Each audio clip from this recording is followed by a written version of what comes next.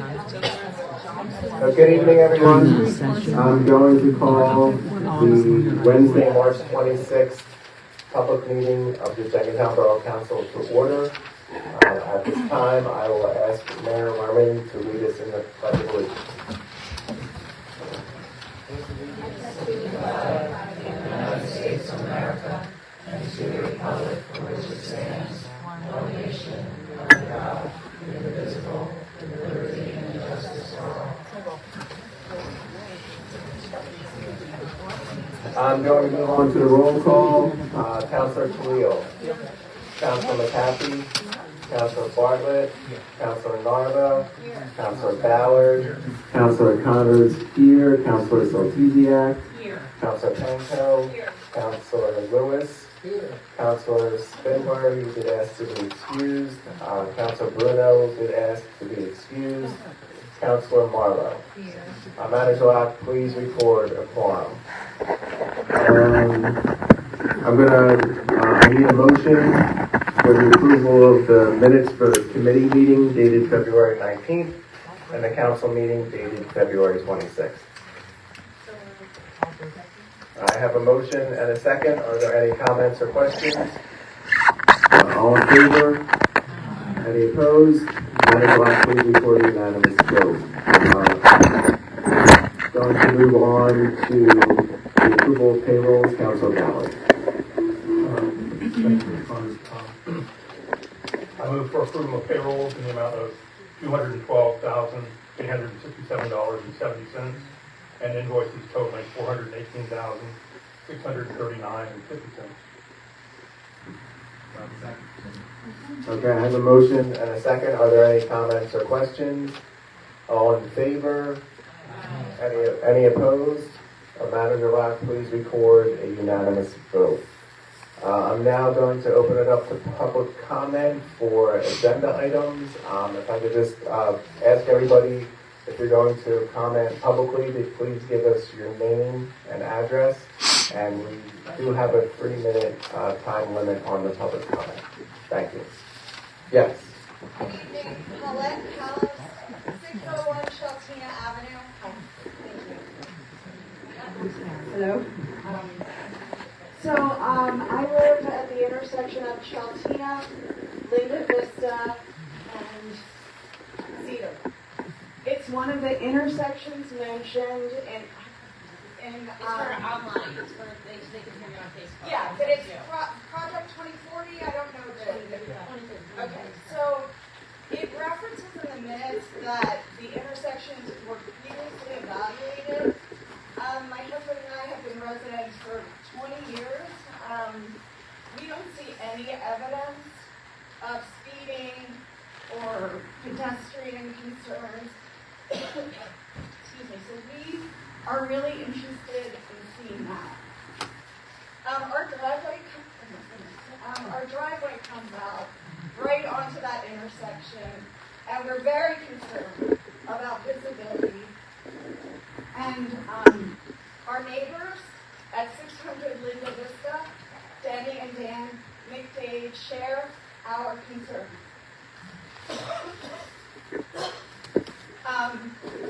They can't be here this evening. They are elderly. I think those are my general comments. We understand this is in progress. We hope to understand with more discussion what the intention is, how things will unfold.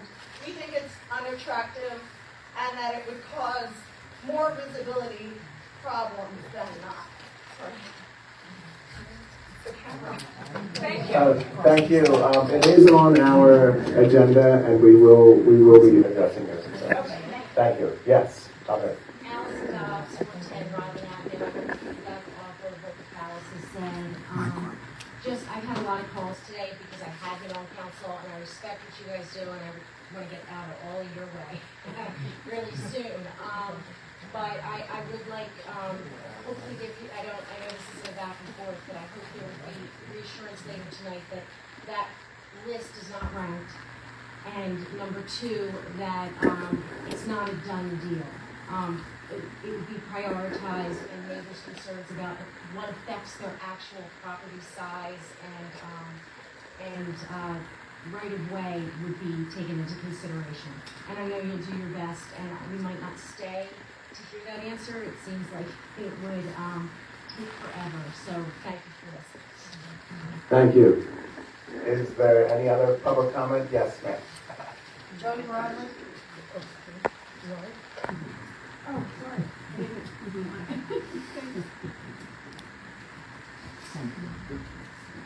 Joan Brother, 502. John, first I'd like to point out what seems to be an omission or error in the ordinance 2025-1.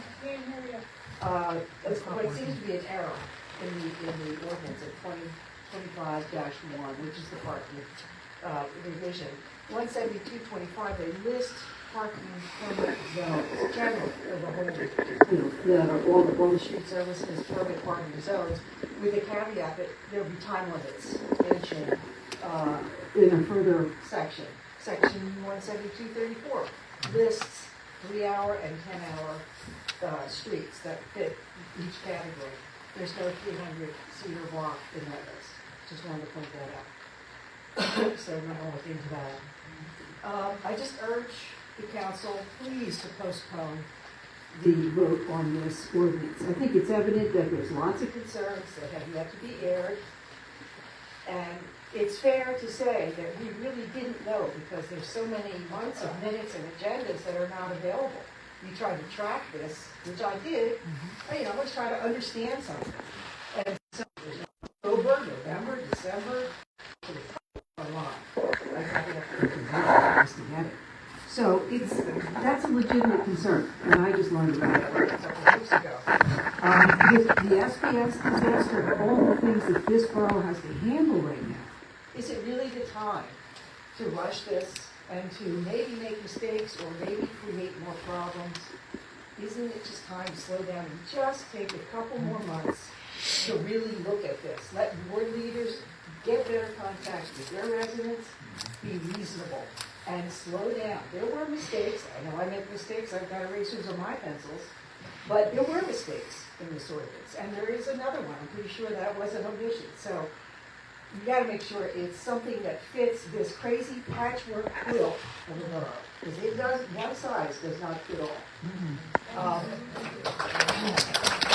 Please, as president of 35 years, do not disfigure my lovely little residential street with green parking signs that designate us a public parking lot.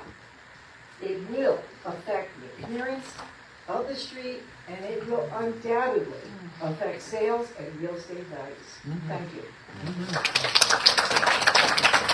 Thank you.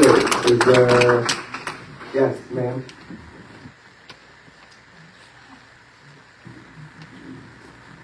Betsy Schiller, 512 Shoemaker Avenue. This is the third or fourth time that I've expressed concern over this issue. But I do want to add to what she said. There's nothing in that ordinance about holiday parking and it being restricted or not restricted. I get that there's all kinds of stuff with the speak up.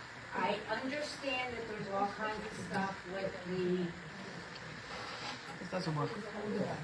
I understand that there's all kinds of issues with the ordinance as is, and that needs to be corrected. However, it has to be done in piecemeal. And I'm just asking you to table this bill tonight and to take a reflective look at these issues, because there's going to be more. With the Acme or the Giant coming over there, where are those employees going to park? They're going to park in the 100 block of Cedar. They're going to park in the 100 block of Walnut. Yeah. Then we're going to have another issue, and it's going to be a whole disastrous thing again. We really need to look at the borough as a whole. And we are a community here. We're not. I drove down the streets today on my way home, and there were 2 cars parked on Beacom Street between the shopping districts, the 2 streets of the shopping district. There were 2 cars in New Park Mobile. And on West Avenue, there were 3 cars. mean, it's not needed, it's not warranted on residential streets. And I just implore you to please just table this bill for now. We have a great, everybody here, I'm sure, is willing to sit down and work together to find out some kind of reasonable plan that makes everybody happy. The chief happy, George happy, you guys happy, and us happy. I mean, I'm sure the residents in this borough have always come together and have always worked together as a team to do the right thing for the borough. So I implore you to please just table this and let us have discussions about it in real time. Thank you.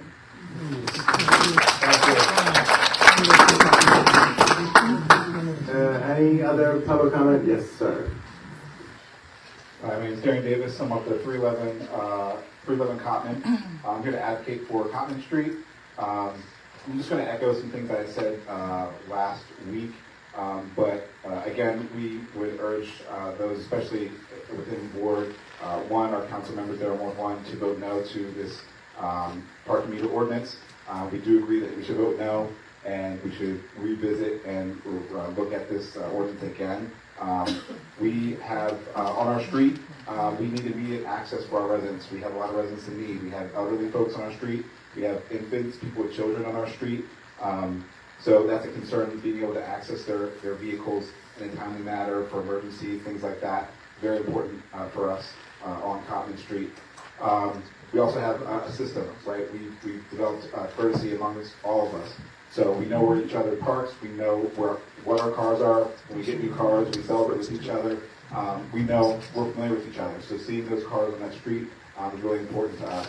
And we know who our neighbors are. We already have limited parking availability, so everybody already has a spot that they claim. Some people have more than one vehicle, but we know who they are, so we understand that there's limited parking on our street just for the residents alone on Cotman. There are no businesses on the 300 block of Cotman. The only business is one whose technical address is on West Ave. So it's purely residential, so there's no reason for the 300 block of Cotman to be included in this ordinance. And then there's plenty of alternative parking around Cotman. There's behind the Pizza Wheel, there's a business complex to the side around Nice Avenue that's empty during off-business hours as well.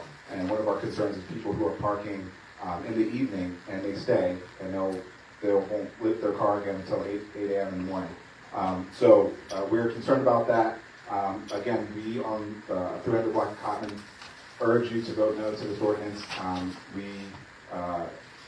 As residents feel that just with the permit parking alone, with the limited amount of parking on our street, we need those spots for residents, we need access for our residents, and we would like to maintain it that way. So please vote no. We do not want meter parking on our street at all. So thank you again, and I've emailed these comments to our Ward 1 council members, so please read that again. Look over it if you have it there in front of you, and I'm also happy to give you copies. But again, just to advocate 300 block of Cotman, we do not want meter parking on the street, so please vote no to this ordinance. Thank you. Thank you. I can say that there's 2 more seats up here. If anybody else wants to make a comment or have a seat, please come in. Making noise? No, it was yours. Greenwood Avenue. I'm not affected immediately by the current ordinance. However, I like to shop in Jenkintown. I have a terrible back, so sometimes I have to drive into town, believe it or not. And the park mobiles aren't correct. They tell me they went 14 hours, or they set up time after 6 o'clock.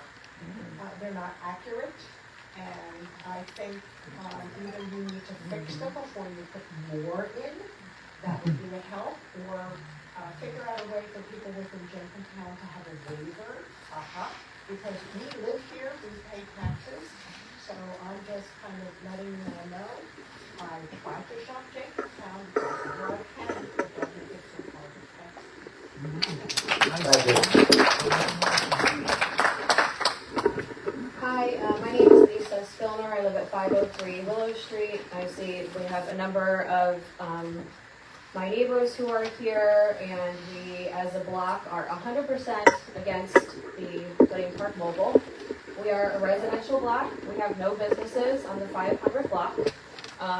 We basically were caught very much off guard by the whole process, and have been trying to make our feelings known about it. I understand parking is complicated, and there's a desire to have a unified parking system, but it's not a unified parking system in all of Jenkintown. It only affects a few blocks. It doesn't affect everyone. Park Mobile is not going on Mather. It's not going on Winco. It's going on in the smaller row houses. If you want to have a unified parking, you could give everyone residential only parking. That would also be 100% unified. If you're dealing with like, oh, you want them all to be the same. That's another option, to have all of them be the same, and it would allow residents to park completely. There's plenty of parking for people who are shopping, and people who are shopping are not coming to the 500 block of Willow Street to park to go walk to the downtown areas. This is not something that I think is happening. So I urge not just my Ward 3 reps, but everyone, please either vote no or hold off until you can just get a better handle of everything, because all of these people here are your neighbors and your friends, and we're asking you to vote no. Thank you.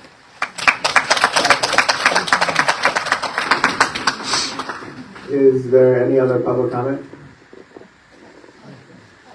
Hi, I'm Lynn Coggin. I live in the 300 block of Summit, so I'm not really affected by this ordinance in my block, but I have received a lot of, I'm a local realtor, and I have received a lot of phone calls about this issue, asking like, what's up for the big old property rights? What's for the big old property rights? So I have recently, last year, before I sold 511 Willow Street, which this would have been, and been having an open house, and a lot of people were coming from like out of the borough, and they're like, well, where do we park? Where do we park? And I'm like, we value our residents. We give them for $20 a year, they get a permit to park. I just don't know what it's saying if you don't value the residents first. You know, people move here for the schools. People move here for the schools. People move here for the training. People move here for this community. And if we're not valuing the residents, then we're heading in the wrong direction. Thank you. I'm very nervous. I'm Colleen DeVille at 402 Cedar Street. I just wanted to start off by saying thank you to everybody for your time and energy spent on trying to come to a resolution on the parking issue. If it's not already clear, my neighbors and I are very passionate about this and are literally begging you to vote no on this ordinance. When we are not at these meetings, we are spending much of our free time as neighbors, emailing, FaceTiming, talking in person, and on Zoom about how we can try to help you understand why you should vote no.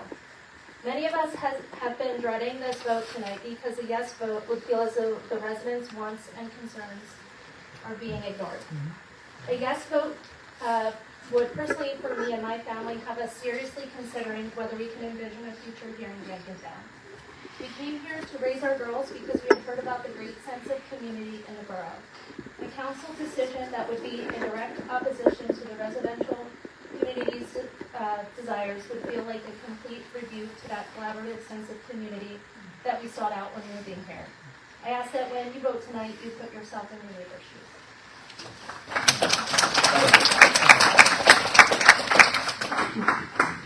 Hi, Chris Khal, 601 Cheltina. I thought I'm coming out of order here, but I'm just tying into something else. But after hearing all this, I can appreciate everyone's concerns here. These changes don't affect me directly, but I understand people in this community do feel very strongly about some of these issues. And I wholeheartedly understand and hear them and support them. I'm adding to my earlier comment from my wife regarding our issue at 601 Cheltina. Just want to add in that we want to make sure it's considered alternatives as opposed to the major work that they're inclined to do, possibly speed bumps, other things of that nature. Again, mentioning how our neighbors, most of them who are elderly, did not know much about this and are not very happy about the possibility of changing and maybe intend to voice in the future as well. Just thank you.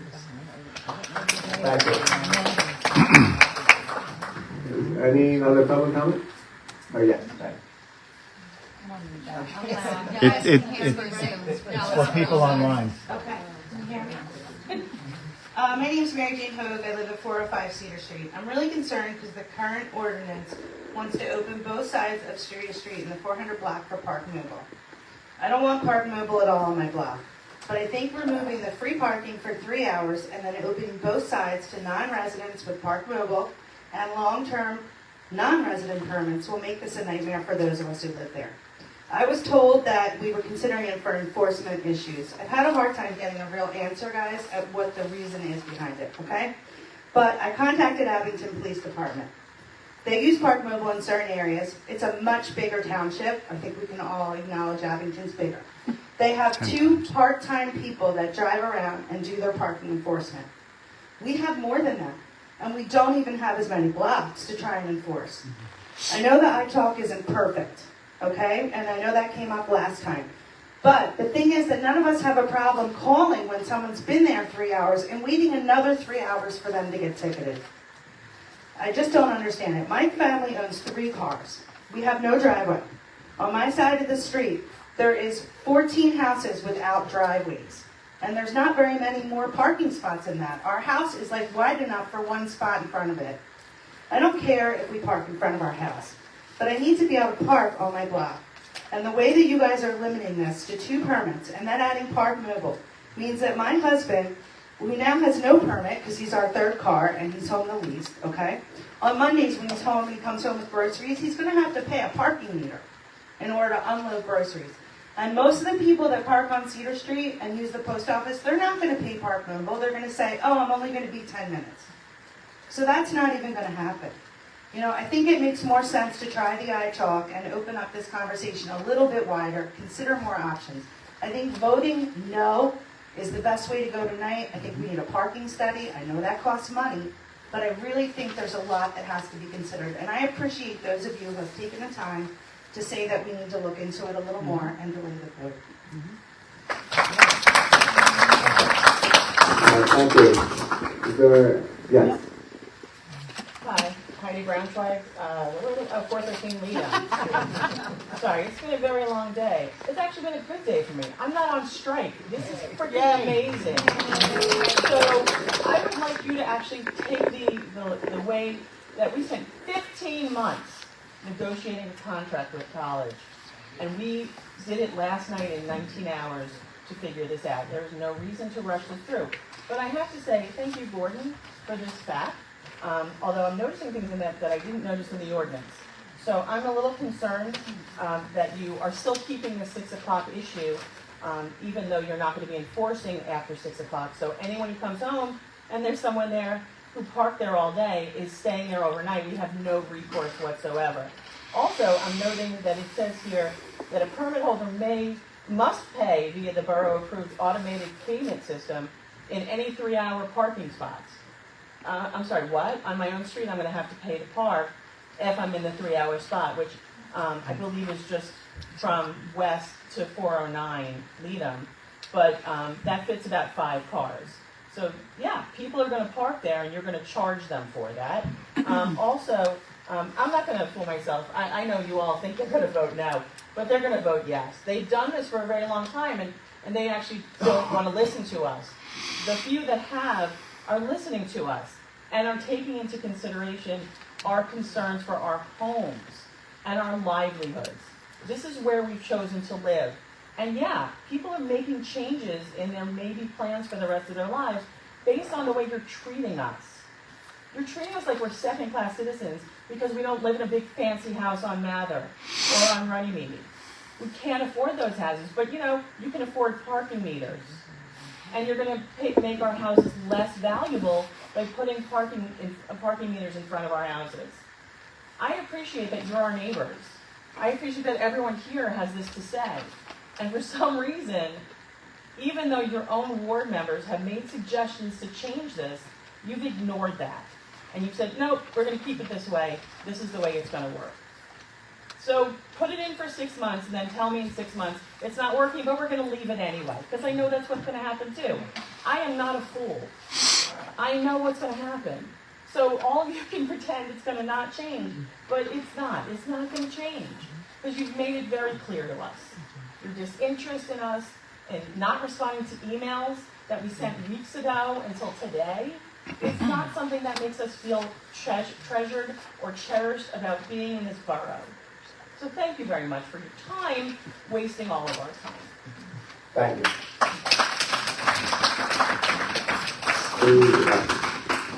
Elizabeth Graff, 411 Cedar Street. I sent something to Mr. Hitchens just a week ago, basically asking, I read that any new ordinance or ordinance at all in a town has to sort of pass the rational basis test. So in our case, I noticed that over and over, all the residents keep asking that same thing. They say, what's your rationale? Why are you doing this? So here I run into, it really should sort of pass that test. So I've asked basically, what is the rationale? Because none of us really know. The thing we're left with, of course, is the businesses need more parking. I mean, what else would you be doing it for, right? You're not helping us, or you're not doing it for us. So if it's that, I did a little parking study, as all of you know, a couple of months ago, and I found that anywhere from 80 to 100 spaces in the 3 lots, counting my street, Cedar Street, which has free parking. I don't think the businesses know that. 20 years it's been that way. Free parking on the east side for 3 hours. And they don't take advantage of it. Once in a while, I'll see somebody park there to walk down to the post office. But yet I heard in the parking meetings, Cedar Street does not have any business traffic flow. But that's not true. That somebody didn't know that it's not permit only on that side. It's permit for the whole street, but that side of the street has 3 hours of free parking. Yes. So back to my study, there were 80 to 100 spaces between Cedar Street, Leadham Street, which has the whole street is free all day till 5 o'clock. And then I discovered even more streets that had parking. So I did it over a 3-day period, different times of the day, and that's how many empty parking spaces we had. Today, I did the same thing. Lot number 1 only had 2 open spaces. This was 12:30 today. I drove down to lot 2 and 3. Oh, I don't know, there were only like 5 cars in both of those lots. So there you go. If I had to count them and add Leadham and Cedar and Hillside, I forget, next to that video game place, there's meters there. There's free, that's not free parking, it's paid parking.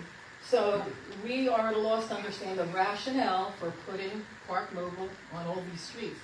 If you need parking, so I can't understand that unless you came to our streets and said, look, these cars are parked on top of each other. They're, in our lots, we have to do something. But you haven't presented that to us. You just sprung this on us in January. And again, I would like to know the rationale for doing this, for putting a metered system. I love what that realtor said, because I was in the mortgage business, and I happen to believe that those signs will be a deterrent. We will get buyers, possibly, but not as many. Let's say 20 people looked at your house before, would have.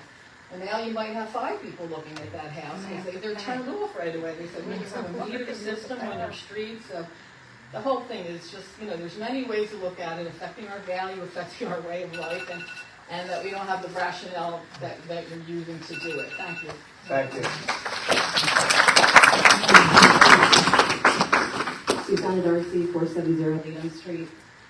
I was reading through these Q&As a little bit earlier, and there's some things that did surprise me a little bit in here. For one thing, saying that, this didn't surprise me, that Park Mobile is being offered as a way to regulate parking. My interpretation is it's just a more efficient way to issue tickets. If you want to encourage people to come to Jenkintown, it's not putting Park Mobile in all over the place. One of the things that deters people is they don't want to get tickets, and people get ticketed a lot, and that is a deterrent to a lot of people who might potentially come to the borough. The other thing is, okay, so I live on Leadham Street. My part of Leadham Street, north of Cherry, you don't need permit parking there. You don't have to pay to park there. It's not an issue. I don't care if other people park there that are not residents, which is basically the opposite of what this is saying. I don't care if it's resident only or not. I know that people are parking on my street to go to the IHOP or the game store. I don't care. And they're there during the day for certain businesses, they're during the evening, if they're going to some dimension, it's fine. It has not been a problem. Occasionally there's, on certain nights, on certain game nights, yeah, I do find, like, I do have a problem if I get home late from work, but that's not the norm. Typically, it's not an issue. Honestly, the biggest issue is the cars that haven't moved in 6 months. They're abandoned. Why can't we do something about that?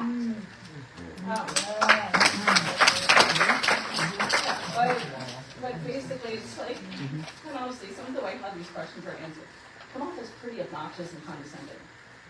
And like, and I agree with everyone else in here, like, why rush this? Take input and feedback from the residents. I think there's a lot of people in this room that have some pretty good solutions, but you're just not listening.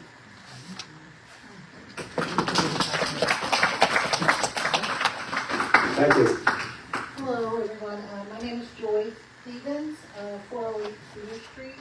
I want to echo what my neighbors have already said tonight.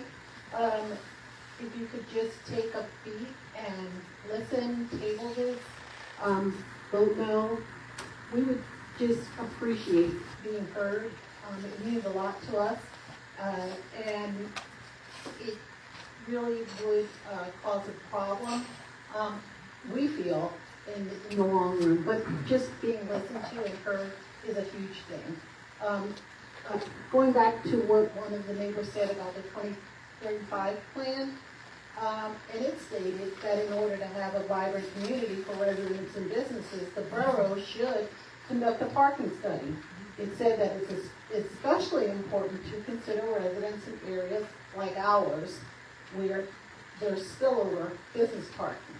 And it could have a negative impact on our ability for resident parking. So if you could consider that. Also, the one-size-fits-all theory, having this unified, uniform parking system. Each block is different, each block functions differently, and we ask that you consider that. It's impossible to have a one-size-fits-all in Jenkintown. It's so quirky and different. You have to consider that every block is different, and it's going to affect the neighbors differently. I just ask that you guys consider what I've said and consider what all the neighbors are taking their time to express to you, and please vote no or table this. Thank you.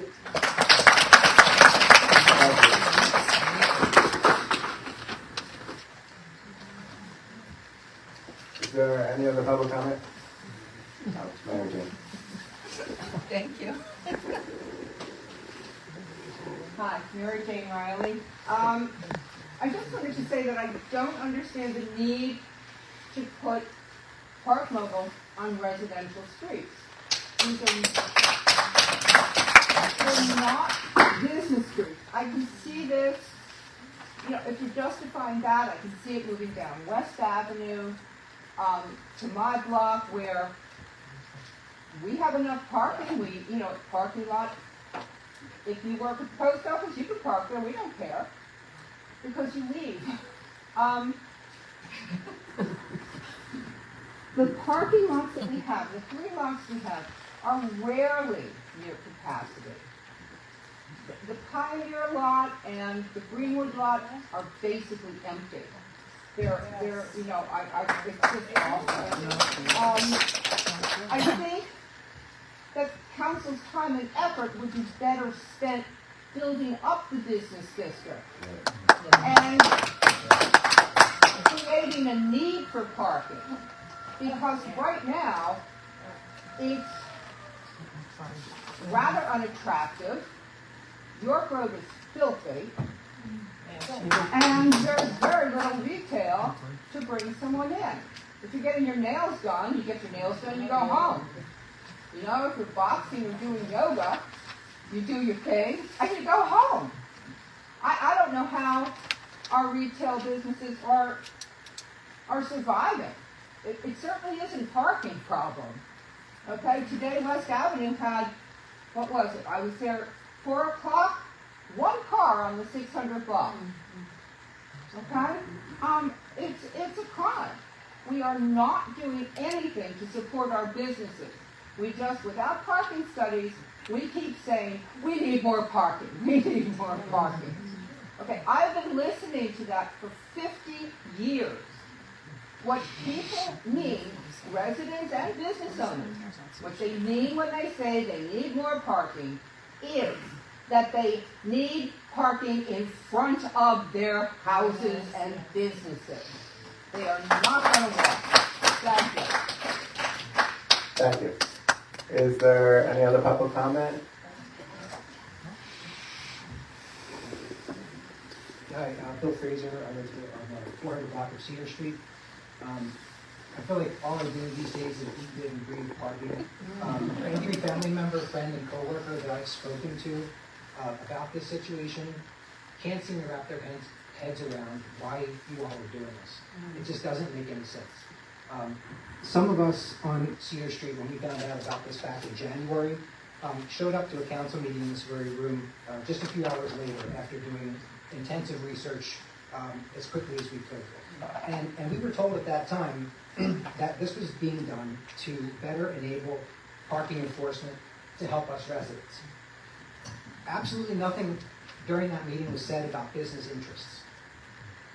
Shortly after that meeting, one of my neighbors unearthed a video from the borough's YouTube channel from last July. During that council meeting, the police chief said that changes needed to be made in the interest of businesses. And he spoke at length about it. He even went so far as to say that residents of Leadham Street should clear their cars off the road during the day to make room for businesses. I couldn't believe what I was hearing during that meeting, and if anyone wants a link to that, I'm happy to share it.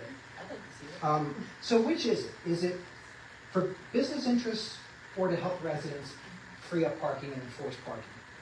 Why does the rationale keep changing depending on the audience in this room? I don't get it.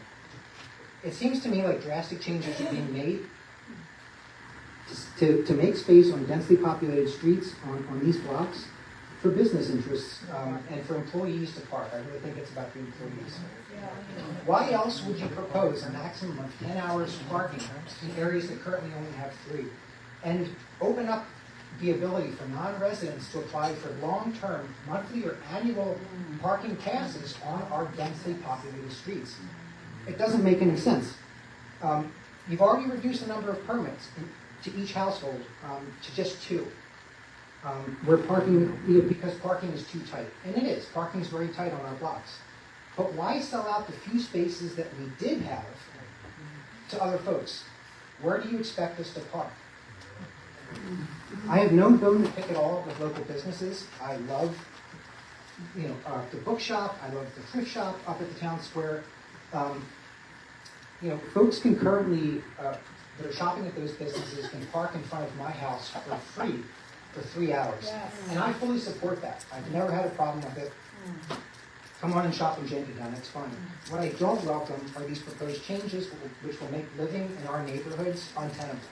We lived here for 15 years so far on the 400 block of Cedar, and parking is challenging enough. If these changes get pushed through, sadly, we are going to be looking to live elsewhere. I challenge the borough to take a closer look at what's actually being proposed here, how it impacts residents on the 400 blocks of Cedar and Leadham, 300 Cotman, 500 Willow. We fought long and hard for these permits, and I just hope you really consider what's being done. Thank you.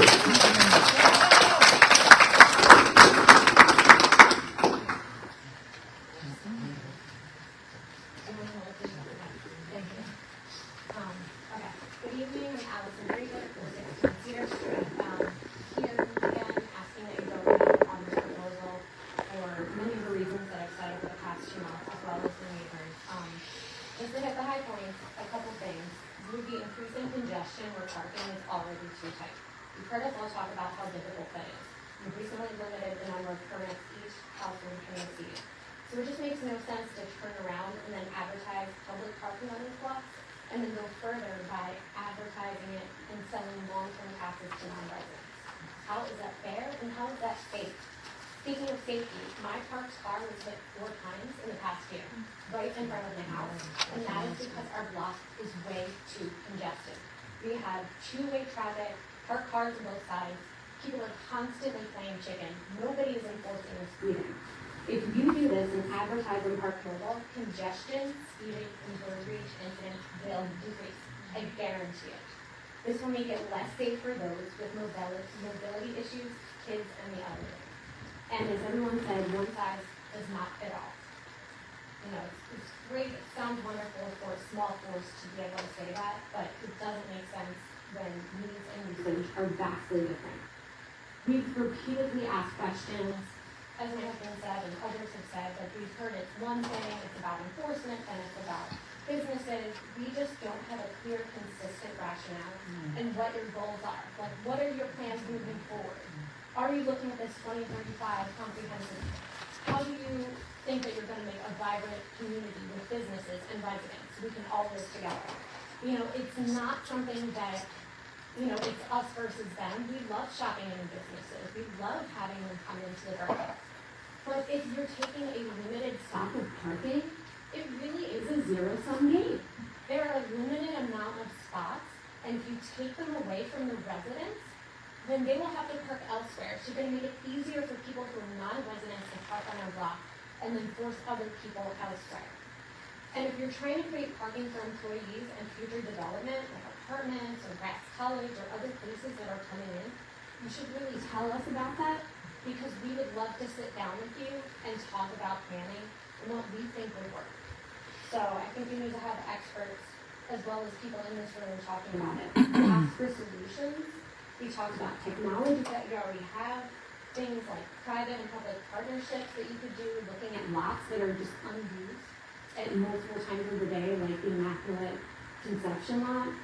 But, you know, if you just seem to be plowing ahead with this, so I just want to urge you, like everybody else has said, please vote no on this. Please sit down, have a deliberative process, sit down and really think about it. Focus on the things that you need to focus on right now, the parts of the ordinance that you can focus on SPS, taking care of our first responders, things like that. That is vital. And I would just ask that you would, you know, take a step back and look at this and think about it and be more cautious. Thank you so much for your time. Thank you.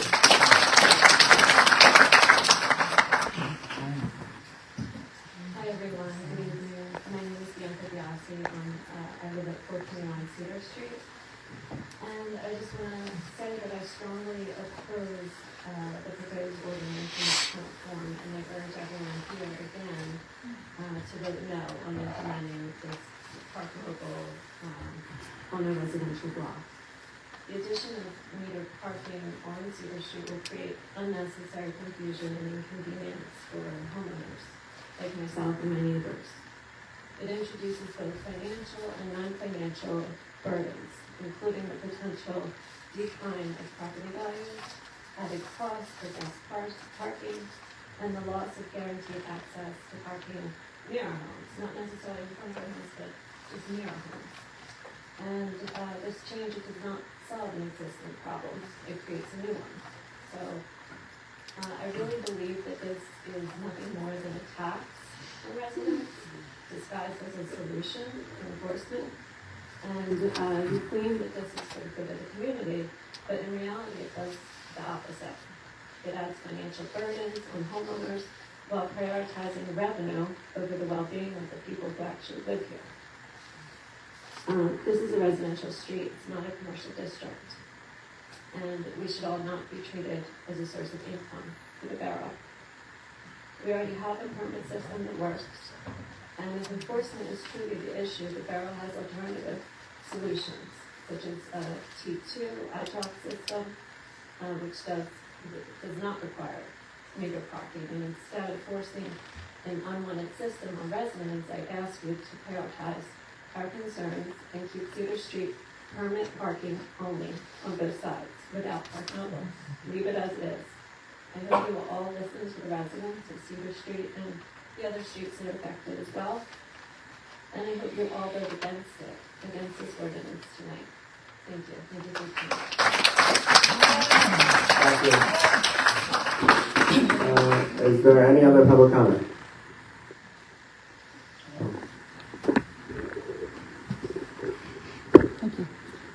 Hi, I'm Kathy Judge from 70779 West Avenue. I live in the business district.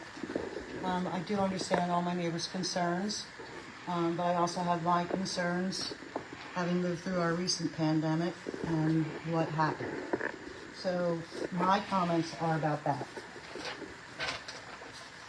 When the business district was shut down, everything that we loved about living in this borough suffered consequences. All the commercial property owners were unable to pay their taxes. Some of them paid them late with penalties, and many reassessed their properties. Some of the businesses shut their doors and then never reopened. Others were able to renegotiate their leases and make partial rent payments for property mercantile tax. We lost that, our business tax, and our employee earned income tax, and that affected the whole entire base of what helps support our entire community. So our school district lost some of their money, and they suffered, raised our taxes the last 3 years, and they're saying it's because of the reassessments of the business district and the property values.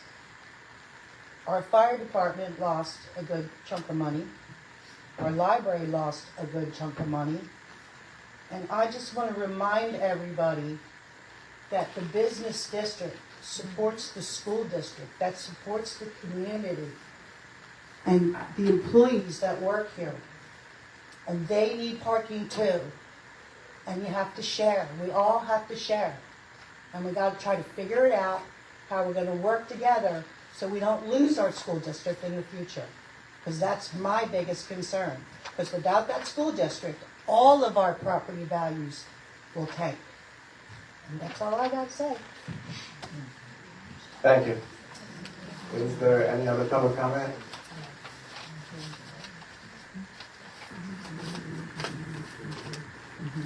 Okay, hearing none.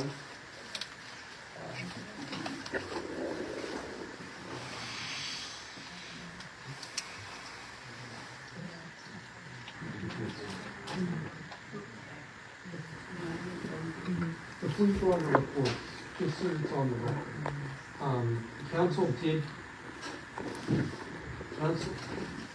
Council did receive, sorry.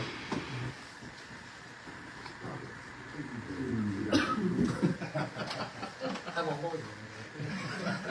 Sorry, I support Peter's skills. So just so the public is aware, council had received several emails before the meeting tonight that were shared by Mr. Locke with regard to tonight's agenda items, specifically the Park Mobile parking ordinance. Those emails were shared and with council members, and per our current resolution, they do not need to be read into the record. However, there was one email that was handed up to me, well, I should say, there were 3 emails that were handed up to me by Mr. Frazier. I reviewed the 3 emails. Only one of the 3 emails was not shared before the meeting. Even though this email was sent at 4:07 p.m. tonight on March 26th, which technically doesn't meet your resolution requirements.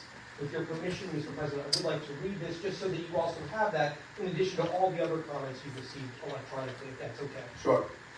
So this is an email from Larry Arnold of 514 Shoemaker Avenue, and he states, I want to voice my disapproval of any council plans to use Park Mobile on the 400 block of Cedar Street.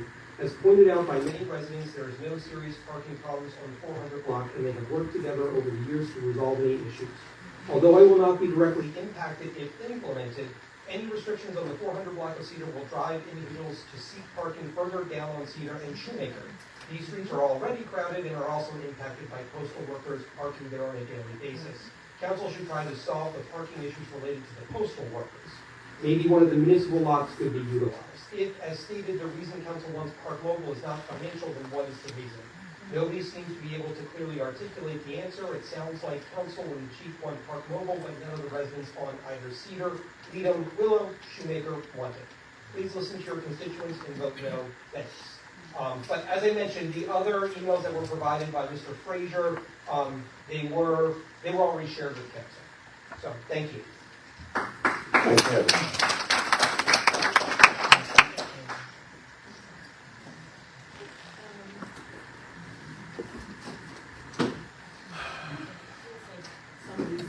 Okay. Councilor P. All right. Before we get to this order of business, when we will have time for counselors to ask questions or make comments, I feel like there are a couple of things that have been said tonight that really need to be addressed. And one of them is that I really object to the generalization that Borough Council is not listening. We have been listening for months, and we are reading emails and we are responding. And what I understand is that people don't always like the responses that we're getting, but it doesn't mean we're not listening. We are listening. We have been listening. And so I think I just want to remind people that we might not be able to do the things that you wish for, but we are doing the best we can. I also wonder why, after repeated explanations of the rationale for putting Park Mobile in the borough, why it doesn't sink in. If we are going to issue parking permits, and if we're going to have some parking that's open to public, we have to have a way to enforce it. And this is one of the ways. The other thing that's puzzling to me is that a number of people have said, there isn't a problem on our street, but the borough consistently takes complaints about parking. Consistently, we get phone calls and emails, and the police take most of these complaints, and the parking enforcement folks. So that does not ring true.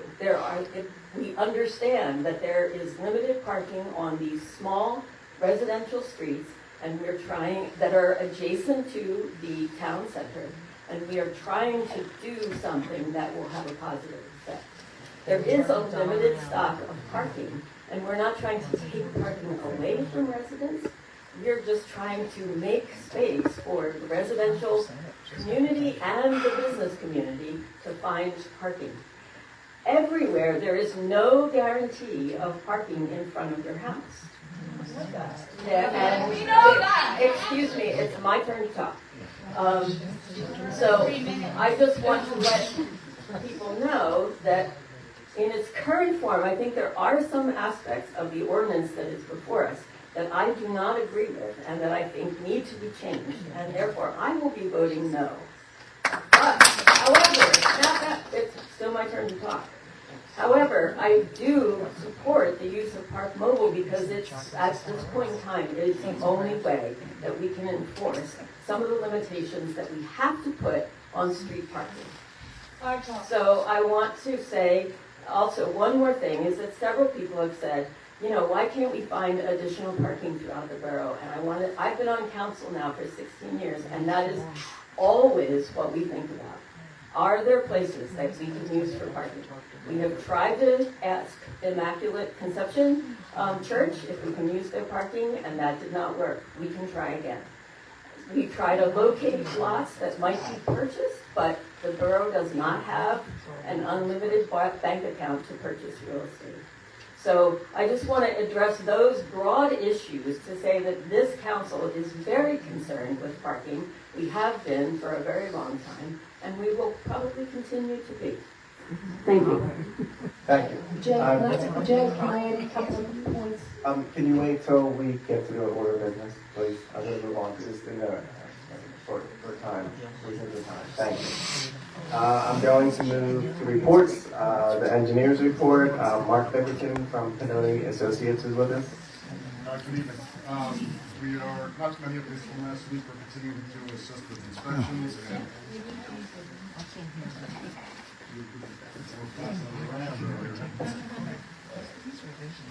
sorry about that.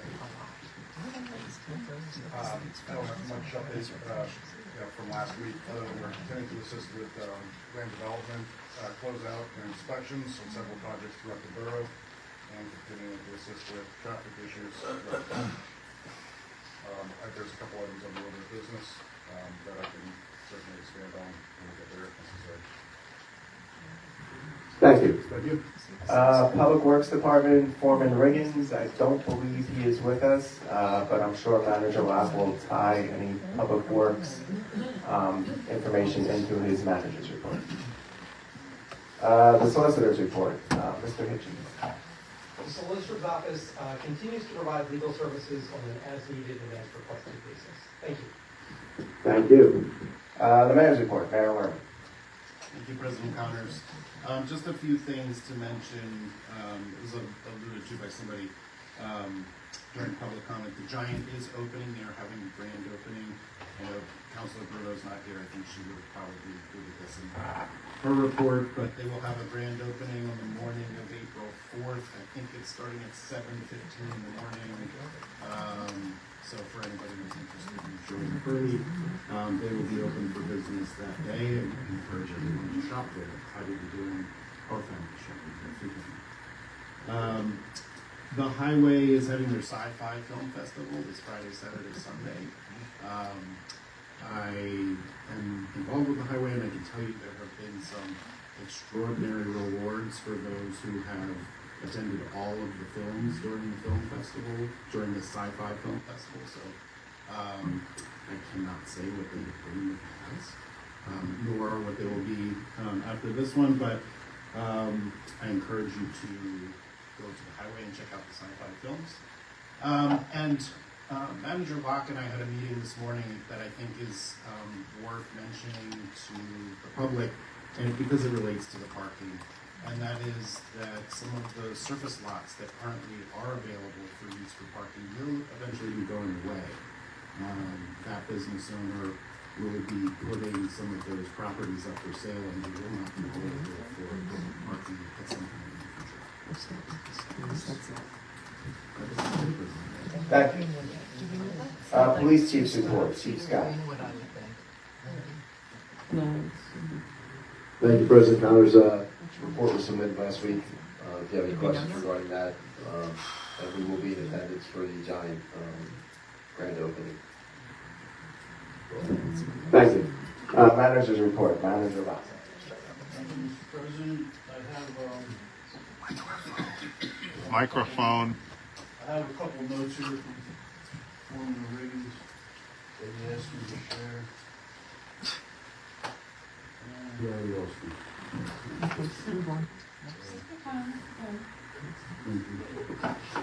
Public Works assisted the Scouts with the Eagle project, which was building new planters in front of Borough Hall. That's been completed. They had put together a narrative and worked on the scope of work to assist the borough engineers with the small water grant that's reported tonight. That grant will be instrumental in replacing the older sewer meters that will soon be discontinued. And also we'll be getting over 12,000 linear feet of the borough's sewer lines cleaned and jetted and televised so we can see where the needed repairs are. And that is an update on what he gave last week. Are there any questions on Public Works that I can answer?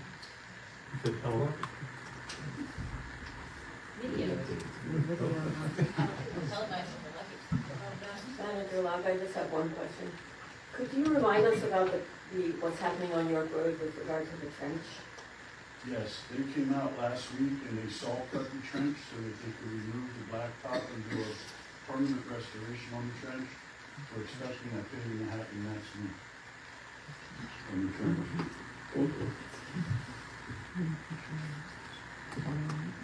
Okay, and then manager's report, staff has been, we've been quite frankly overwhelmed with rights and no's and working on them. There were 4 rights and no's and our civil suit was withdrawn today. So that's going to lighten up work and allow us to get back to work on things. We've been meeting with insurance companies because the renewals are approaching. We're a little bit early on that. August is the renewal, but we do have the fire department's insurance renews in May this year. Yvonne, our finance director, she's online. She's completing the annual audit. They're just about wrapped up. I got a rough draft that we usually send out, and so we can sit down and discuss everything before it's submitted to the DCED. So it looks like that's being completed now, so that's great. We are still working on the other software issues that we're having with our financial software, and we're hoping to mitigate that move in the very near future to convert to Edmunds GovTech. Give us a lot more opportunities with that. And that's all I have, unless somebody has a question for me. Thank you, Manager Locke. I'm going to move on to the order of business. Ordinance 2025-1, Councilor Soltysiak. I make a motion to approve adoption of ordinance 2025-1, amending Article 3 and 4 of Chapter 172. I make a motion to table the ordinance. So if I can interject here, first, there hasn't been a second yet to this motion, so we don't even know if this is an active motion. There's no second, there's nothing to table, there's no motion. So you have to wait until the second occurs. Do I have a second? To the motion. To the motion. To approve the ordinance. I have a motion and a second. Are there any comments or questions? I make a motion to table the motion. To table the ordinance. Second. So there's a motion and a second to table. That still allows discussion by council with regard to the motion to table, which obviously would relate to the ordinance itself, which allows you to discuss both. But you have to take a vote on the motion to table before you can take a motion on the adoption. That makes sense? Oh yeah, with regard to both, but just so you understand procedurally, you can't move forward. The tabling motion has to be acted upon before you can move on anything else. But not even talk about things before you take.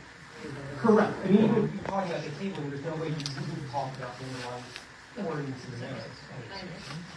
All right. So I have a motion and a second. Are there any comments or questions? I do have a comment. Not, like I said, I really don't know how to word it. I mean, I don't, well, I think we should be talking about, we should talk about the ordinance right now. I don't have a comment, I guess, on the tabling, because I want to talk about the ordinance. You can talk about the so, just to be clear, you can talk about the underlying ordinance, because obviously in discussion whether to table, you're going to have to discuss the merits of the ordinance. That could be whether you like it, you don't like it, you think things should be changed, you don't think anything should be changed. Just to be clear, you're not limited to whether you should table or not, because substantively you're still going to have to say why you think it should be tabled or not be tabled, which is whether you like the ordinance or you don't like the ordinance. Okay, so just to continue, I do want to comment about the ordinance.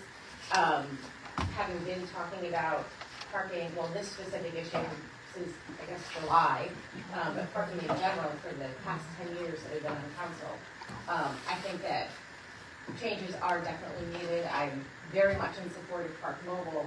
I've really heard the concerns from the community. I mean, I also live in a spot where I haven't had a driveway since I was 18, living at my parents' house.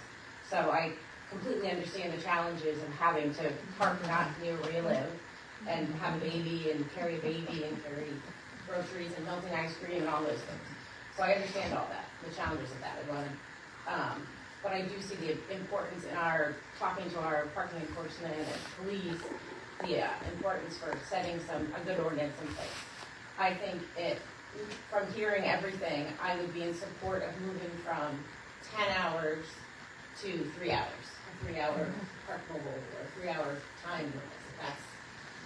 If you understand what I'm saying, it's a 3-hour time instead of 10. Thank you. I actually have a statement I would like to read that I put together.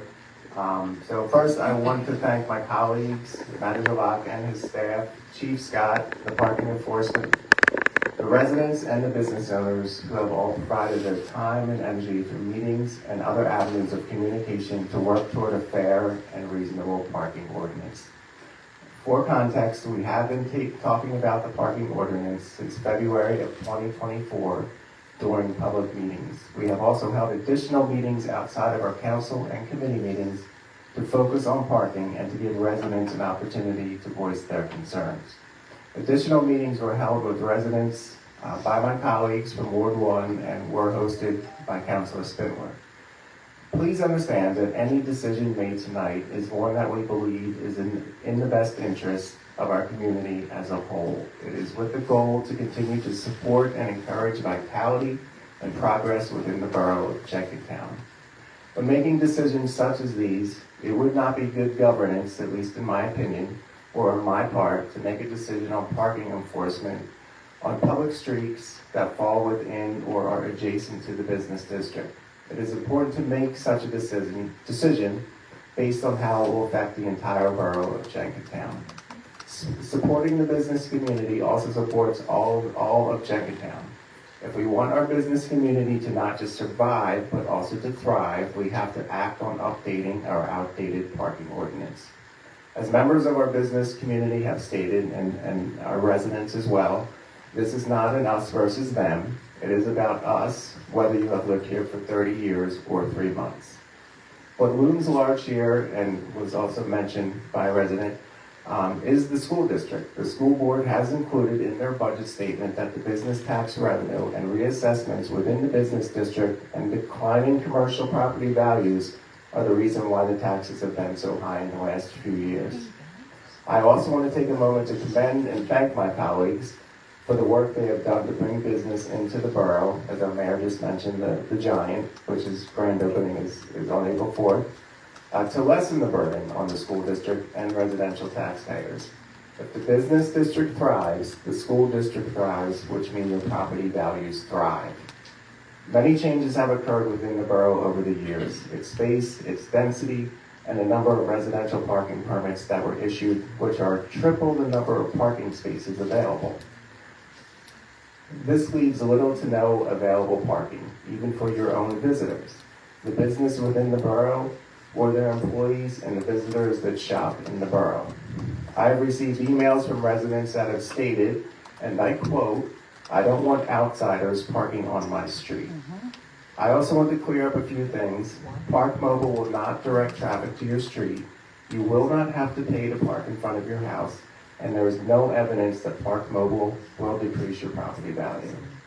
In reality, we need to encourage outsiders and non-residents to come into Jenkintown and shop our business district. An outdated and unenforceable parking ordinance hurts everyone, including residents. This is why it is critical to update our ordinance and bring it into alignment with the needs and challenges of today's Jenkintown. I've been on council for been over 15 years.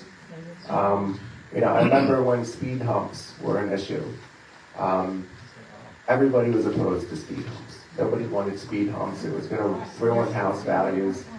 Now everybody wants speed humps. So I think there was some short-sightedness at that time. If you recall, if anyone's been here long enough, I'm sure many of you have, that nobody wanted the town square. And now the town square is the heart and soul of our community. Nobody wanted the parking lot. Everybody, in fact, they picketed outside our former mayor's house when the parking lot was up for debate. And since that parking lot's been built, our business privilege tax has increased significantly, over $250,000, close to $500,000 annually. This council has stated that we will keep a close eye on any ordinance passed this evening for possible data-driven revisions in 6 months or sooner, if needed. We are committed to that. Thank you. Hi, I'd like to say anything. President Collins? Yes. Thank you. I know, all right, I'm sorry. I apologize. No, that's good. So I just want to speak briefly about this. I think that everyone here on all the sides has a lot of good ideas. And what that says to me is that we're not at a place where we know how to move forward. It has made such an impression that so many people have repeatedly come out to voice their feelings. And I think that's really important, especially at a time when people do not like or trust institutions. I think we have an opportunity to work together. This does not seem like an emergency to me. I think we have time to get this right, and I think we also have the time to build trust between council and the community, and I think that is something that's special about Jenkintown, and I think we ignore you at our own peril, and so I don't think it's the time to vote yes on this. I will be voting no.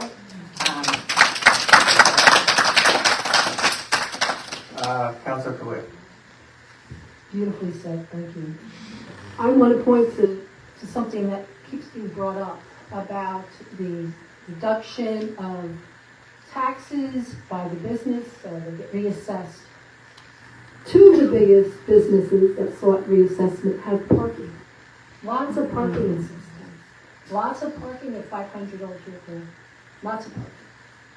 So this idea that somehow by changing this ordinance is going to help or revitalize our businesses because of parking, I'm just not buying it. I'm just not buying it at all. As a matter of fact, I believe Bella's Pizza is in Jenkintown. They have parking. Huge parking lot.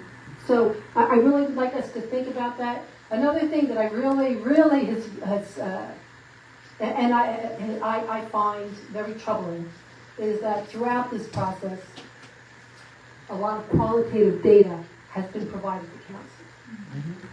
Data has been provided, and these folks have provided data, and we've ignored that data. Amongst us on council, we've said there are certain things that we don't like about this. For me, it's the lack of guarantee of residential parking from 5 and beyond. That's data. That is qualitative data. And so I'd ask us to sit back and to think about, as my colleague has said, what's the rush? I regret having thought that folks in Ward 3 were in acceptance. That's my fault. And again, I apologize publicly. Thank you. Thank you. So, I'm going to be voting no. I ask us to table this. So thank you. Yes, Councilor Marlowe. Yes, there were a couple things.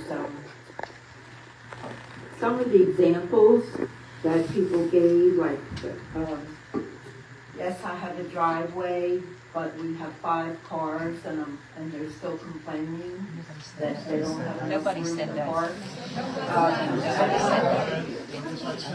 You know, some of the examples.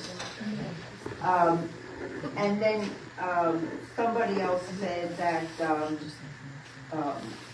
they gave examples that we have empty businesses here. Actually, there's really nothing. There are no empty storefronts. They just keep coming in. I mean, there are more things coming into us.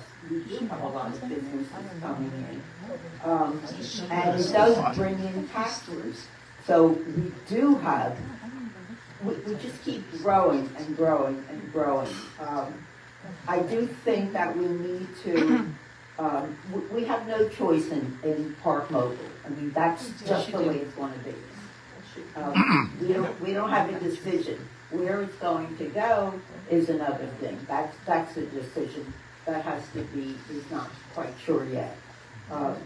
But I understand how that you feel you need more time, and maybe that's what we need to do. There seems to be enough people that are unsure about it or have issues about it, and I do feel that I will probably be voting no because of that. Thank you. Any other?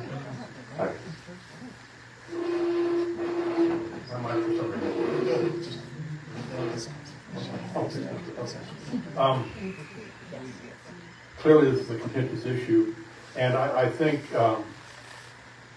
the advantage or the value of a system like Park Mobile is that it's flexible enough that we can change course quickly and apply it differently within the borough.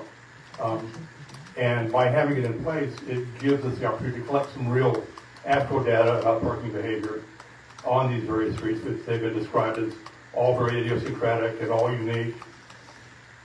That should show up in Park Mobile parking data if that's the case.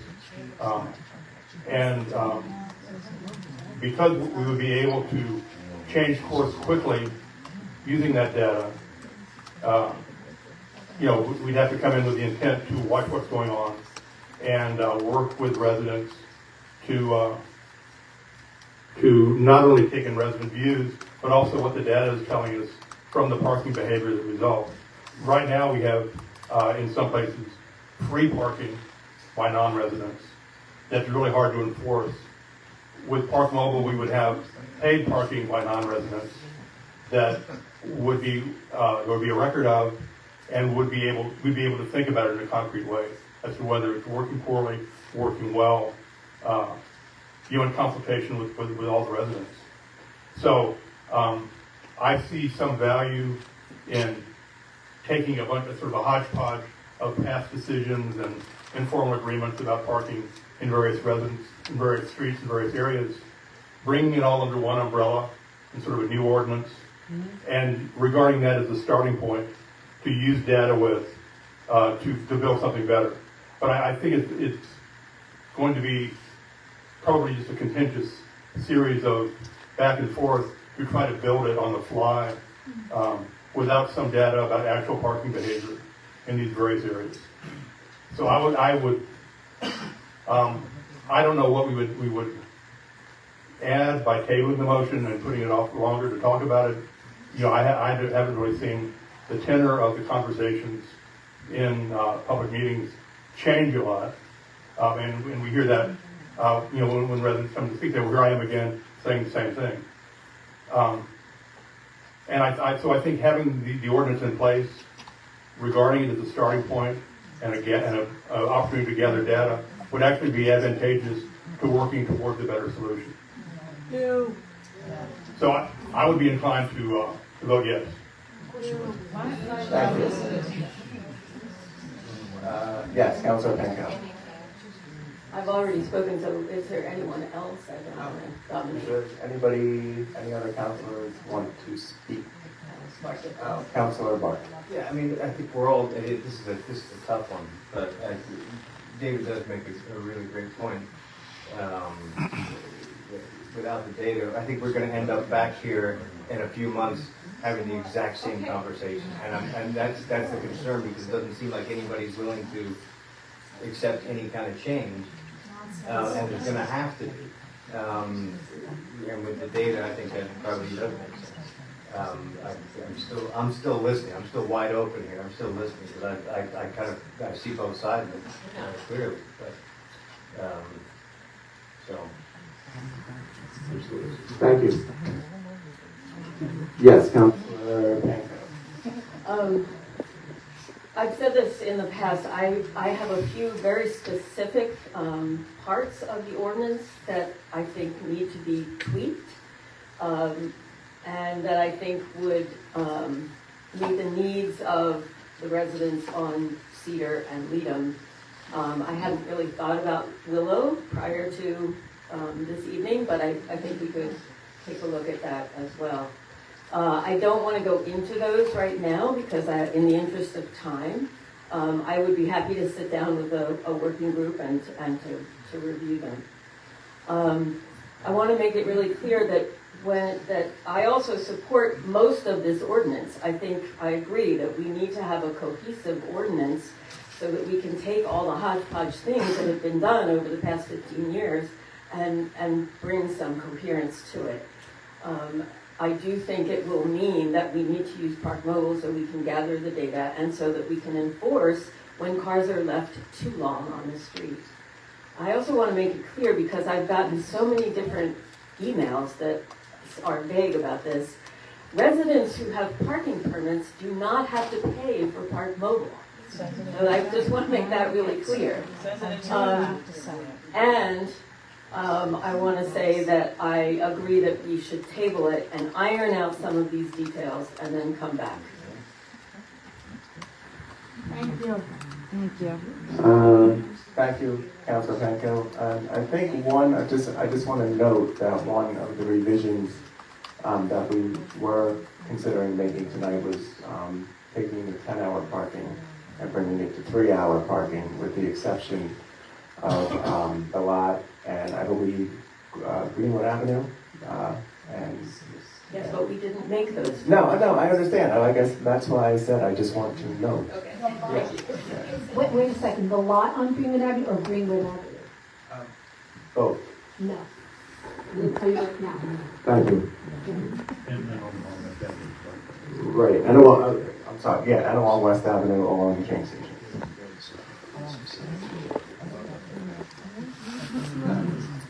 all of Greenwood Avenue or part of So, do 100 any block? other councilors have any Yeah, comments? I do, I have one, 100 block of Greenwood, a 500 block, 600 block of Greenwood. Chief Scott, would you like to give the specifics? Wait a minute. May I interject for a moment?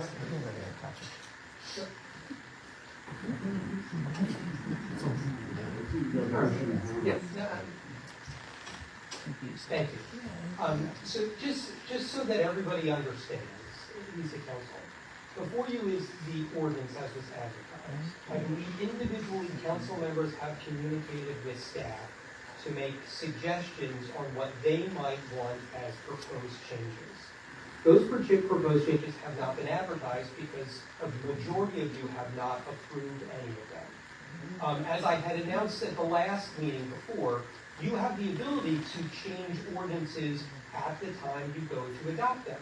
Should you do that, I have an obligation to then advertise any changes you make to the ordinance right before you adopted it. I have to do that within 10 days. So when I'm fine to have the chief explain what some council members have spoken to him about in terms of what changes they would like, I just want to make sure you understand that there is no motion currently to make any changes to the ordinance to what Councilwoman Panko had referenced. And I'm doing this not only for your benefit, but for the public to understand as well, because I don't want them to think that there's some sort of alternative ordinance floating out there. There isn't. What it is that there are council members who have heard concerns from their residents or their constituents who have then spoken with the chief or with other staff to work through what they might suggest tonight for proposed changes if that's what they want. So to the extent that somebody's asking, so if, Mr. President, if you're asking the chief what comments has he received from certain council members, that's fine. I just want to make sure it's understood what it is that he would be explaining. Does that make sense? That makes sense. I appreciate that, that explanation.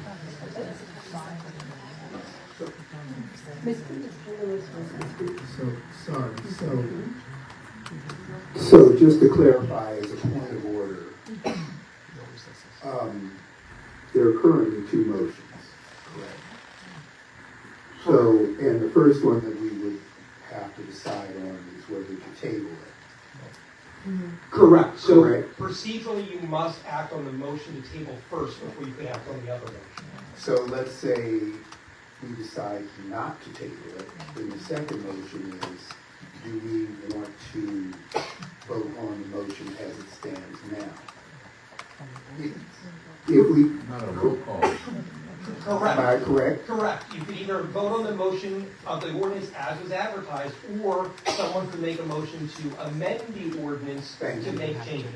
Thank you. I wanted to clarify those points of order so we're all clear on what's going on. Thank you. I'm glad you did. And thank you again. So just real quick, so should someone now put that motion in to amend? So, no, I would suggest that you first take action on the motion to table, because obviously if you table it, there would be no reason to consider any amendment. If the motion to table would fail, then the body could consider someone to make a motion to amend the ordinance, and at that time they would have to describe what's the proposed amendments that they are asking for to the ordinance. So that one person would make it, or would different people get to say that they want this? Theoretically, any of you could make a motion to amend, and you could all theoretically have different proposals to amend the ordinance. A motion to amend would require a second, so you'd have to get at least one of your colleagues to agree with what it is that you're proposing. But no, it is not limited to only one motion to amend. Okay, so right now, the motion... yeah. Did Alex already make a motion to... Yeah, she did. That's the active motion. Well, there was no table in that. Oh, Councilor Panko. Just want to make sure that Patrick was saying. So I appreciate what our solicitor has said about the process, and ordinarily I would have thought, okay, we could go ahead and make a few changes, But right now, I feel like I would either mess one up or forget it, and so I am reluctant to try to do that in a big public meeting. And I think that, we're hanging on tenterhooks waiting for this to either pass or not pass.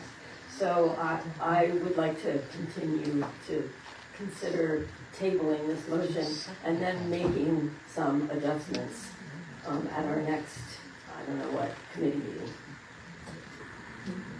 Councilor Panko, you mentioned having a working group of some kind, and I think the problem is that we keep saying that we hear the community, but they don't feel heard, and I think something that's more transparent is going to be something that could help us move forward. I don't imagine a universe where we make a couple of changes and then everyone's like, definitely. I think we have to sort of get more buy-in from the people who are in this room and the people who aren't in this room who feel the same way. So I would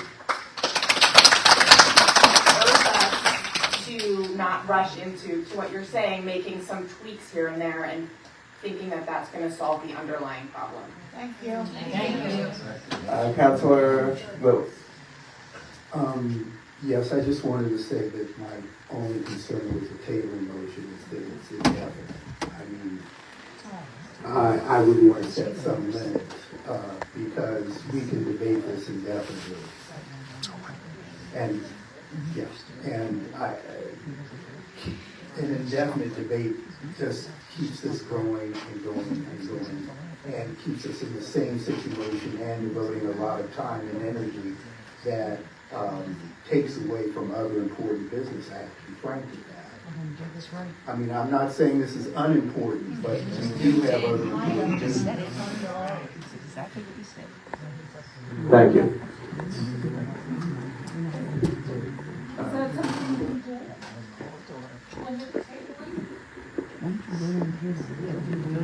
So when you tabled in the past, what you've typically done is just place it on the next appropriate agenda for discussion. And then at that time, you made a choice as to what you wanted to do. If you recall, the last time you tabled it, you ended up scheduling a special meeting. So you had another night that we had to advertise for. Everyone had a chance at that night to, again, provide public comment. And then at that meeting, you made revisions, and then you directed staff and myself to go ahead and advertise the revised version that was based off of that night. So I would suspect that if you were to table it again tonight, you would probably automatically list it on your next appropriate agenda, whether that be the committee or the business meeting, and you would decide at that time what it is that you want to do, whether it would be to make specific revisions, like you did with the special meeting, whether it be you want to have further discussions or community group meetings, but I think I would suggest, given your past practice, automatically, this is not going to be tabled for many months. It would be presumably relisted at the next appropriate meeting. Sorry, I'm long-winded there.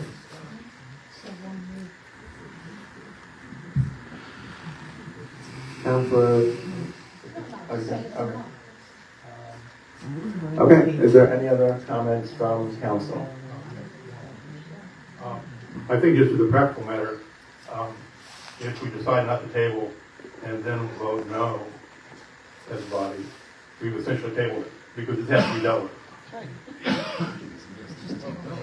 Good point. Okay, so we have a motion and a second for the table, and how about when I call the vote, we'll show our hands? So right now, the tabling vote is to table it 1 month. If this is being voted on, then, I mean, is that? Oh, it's the table to discuss it in the For next. 1 month. No, to discuss it in the next meeting. Right, so it would be listed to the next workshop meeting, which would be 1 month from now. Yeah. Yes. So the answer to your question would be yes. It would be tabled to the workshop meeting of next month. Which may result in an ordinance that needs to be read. Yes. Whatever you do tonight, if you make changes, it'll have to be re-advertised. The question is, if you adopt it tonight with amendments, I re-advertise so you don't vote again. If you table it until next month and you make changes to the workshop meeting, we're going to have to re-advertise because we have not advertised for next month for you to consider the ordinance. Okay, so I have a motion and a second for tabling, and when I call the vote, we'll do it by a show of hands. All in favor? Of tabling. Any opposed? Madam Locke, please record a vote to table and tabling of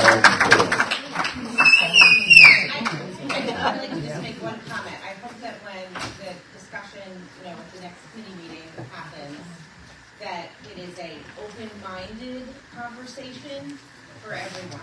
Because there's been a lot of, I've been listening since July on this specific issue, and I've been called names, threatened, and I feel like let's keep an open mind. Everyone's got to have an open mind and not be, That includes you. negative. You can't. It's two-way conversation. Come with ideas. Two-way. It's got to be open-minded. So change is going to happen. It might not be the change you want, but change has to happen. Thank you. Okay, so I am going to move on to number 2 on the order of business, the PA Small Water Grant Application, Councilor Panko. I move to approve Resolution 2025-4, support and authorization of the Pennsylvania Small Water Grant Application for sewer meter replacement and system repairs. Okay, I have a motion and a second. Are there any comments or questions? All in favor? Any opposed? Manager Locke, please record a unanimous vote. Number 3 on the order of business, also Councilor Panko. This is a motion for the DCED Flood Mitigation Program Grant application. I move to approve Resolution 2025-5, support and authorization of the DCED Flood Mitigation Grant application for drainage improvements at Shoemaker Avenue and Freedom Street. I have a motion and a second. Are there any comments or questions? All in favor? Aye. Any opposed? Manager Locke, please record a unanimous vote. Number 4, also Councilor Panko. I move to approve Resolution 2025-6, support and authorization of the Montco 2040 grant application for borough-wide pedestrian and traffic safety improvements. And second. I just wanted to point out that this is the list of about, was it 5 or 6 traffic improvements, to which 2 of the citizens referenced having to do with an improvement, a proposed improvement at the corner, well, it's not really a corner, at the intersection of Cheltina, Cedar, and Linda Vista. So that's one of 5 improvements, and we will wait until the grant, to see if we get the grant to prioritize them. And also, is my understanding. Yeah, it was also my understanding that those were proposals. This is a grant application that you have to submit some ideas when you're submitting the grant. My understanding then is that this is about really, when we talk about it, it's about making, Manager Locke, can you explain? I thought that this was to help people with disabilities, make it safer.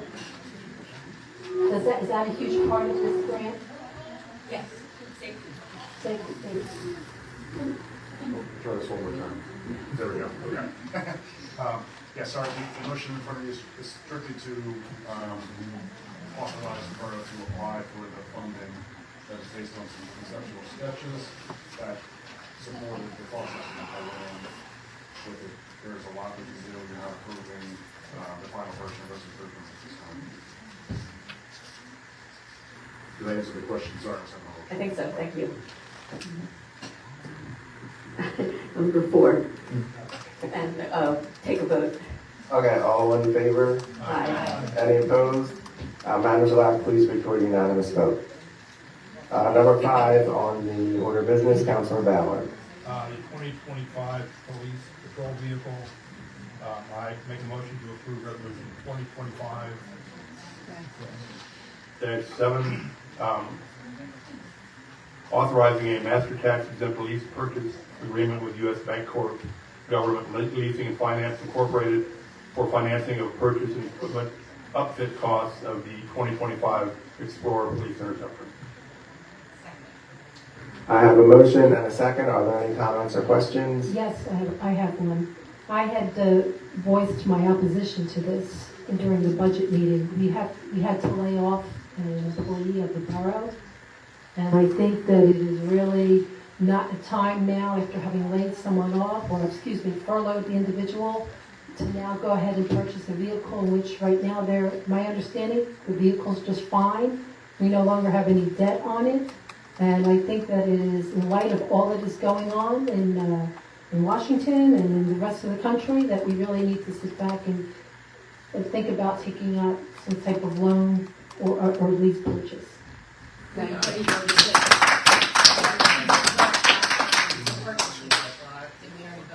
can't hear you. This is just about the lease agreement.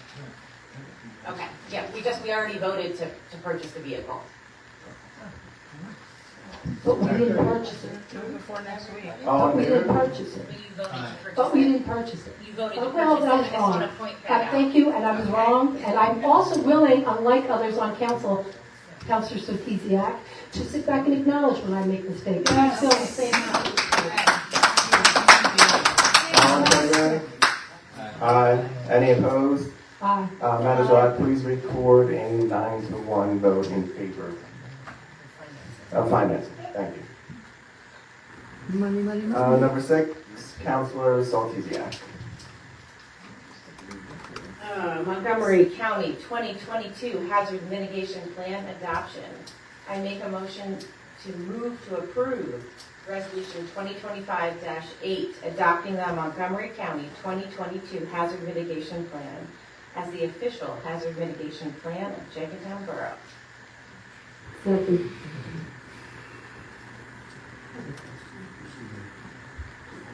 Councilor Penka. My question is this the, I'm just noticing that it's 2022 hazard mitigation. Is that the most recent? Yes. Okay. So the reason why this is current is because this was not there was no action taken on this when it was transmitted by the Planning Commission from Montgomery County. The issue is if there was ever a disaster in Jenkintown, you would not, or you could be subject to a penalty to not be able to apply for reimbursement through PIMA or FEMA because it was not approved. Specifically, if there was things within the hazard mitigation plan that were not addressed, or you did not bring to their attention. So this is a formality. The plan is that this mitigation plan will be revised within 5 years, so 2027, I believe, is when it will be revised again. In the meantime, we're also working on getting a hazard mitigation plan that is specifically for Jenkintown. Great. Thank you so much for that explanation. I also want to point out that we had met with Madeline D, and she did bring this up in our discussion. So I think this is very important. All in favor? Aye. Any opposed? Madam Clerk, please record a unanimous vote. Number 7 on the order of business, Councilor Ballard. I move to approve authorization of final payment to Duramax Holdings LLC, doing business as Auto Environmental Systems, in the amount of $14,554 for the new round of 300 recycling bins. Wow. I have a motion and a second.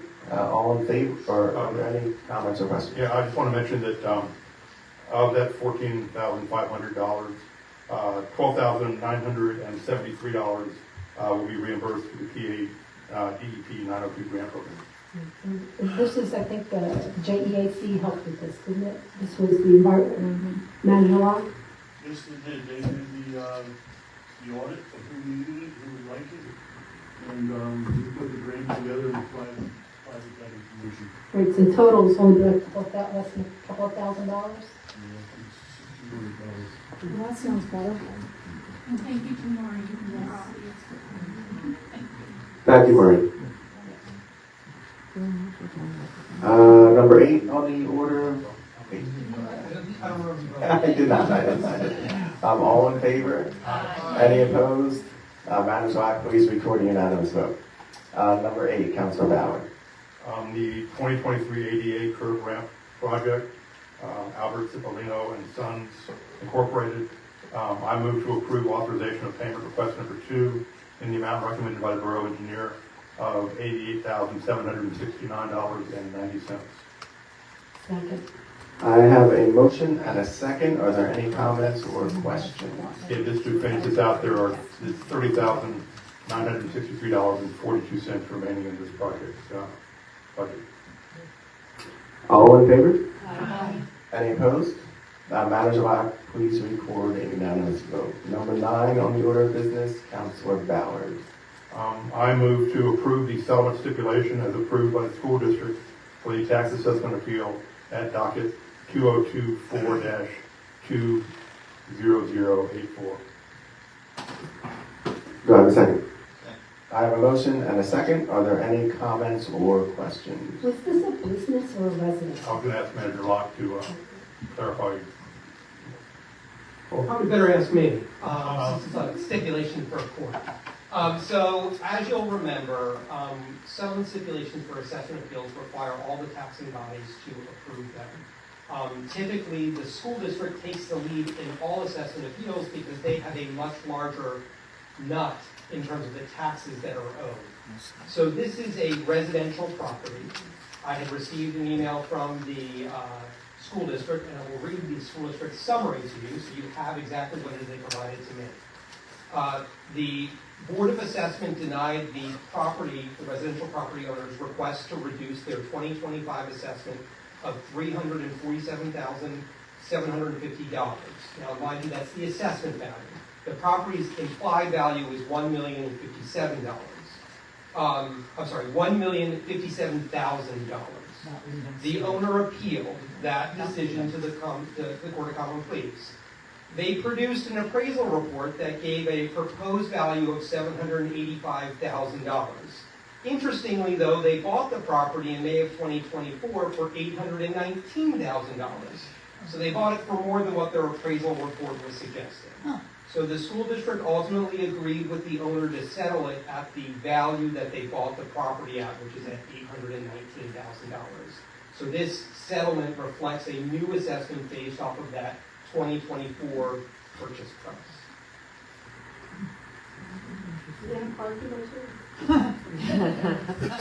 You can look the property card up if you want. All in favor? Any opposed?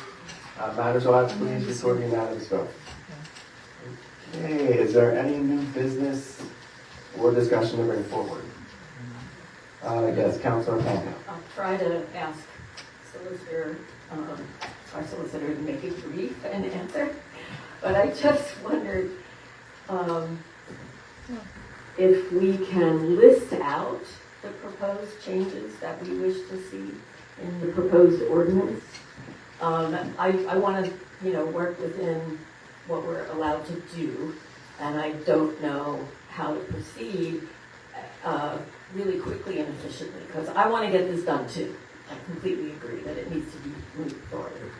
So I would suggest if any council members has proposed revisions to the ordinance, that you would email those to the chief with a copy to council president, council vice president, and I actually prefer you include me on the email as well. And it's not because I'm looking for policy reasons, it's because I'm trying to track what it is that the changes are.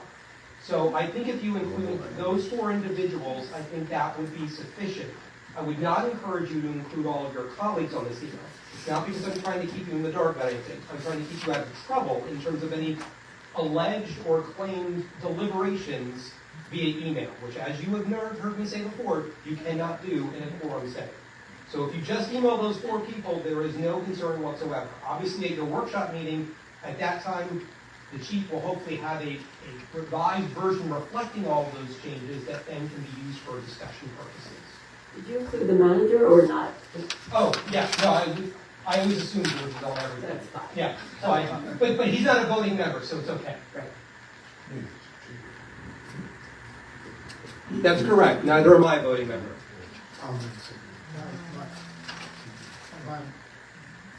Sorry, my one question would be, thank you. My one question would be if one council person suggests one thing and somebody else suggests another, obviously,